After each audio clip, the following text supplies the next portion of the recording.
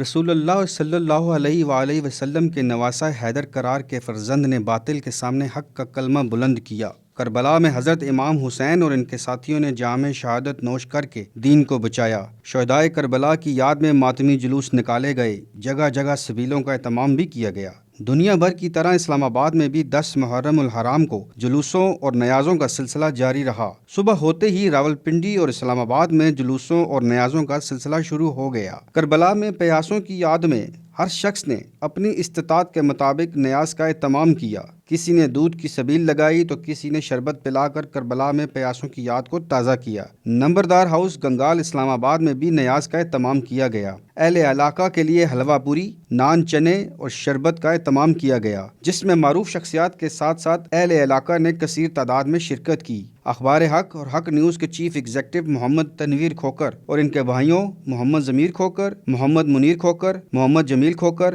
محمد حیدر کھوکر اور ان کے والد اللہ دتا کھوکر صاحب نے نیاز تقسیم کی۔ چیف ایگزیکٹو اخبار حق گروپ محمد تنویر کھوکر کا کہنا تھا کہ حضرت امام حسین نے بھوکے پیاسے رہ کر راہ حق کے لیے اور یزید کے خلاف جنگ لڑی اور دین کو بچایا۔ اسی یاد کو تازہ کرنے کے لیے ہر سال نمبردار ہاؤس میں نیاز تقسیم کی جاتی ہے۔ یہ سبیل نواسہ رسول جگر گوشہ بطول حضرت امام حسین اور ان کے لخت جگر حضرت علی اکبر اور حضرت علی اصغر کی یاد میں سبیل لگائی جاتی ہے۔ خرم بیگ مرزا، حق نیوز۔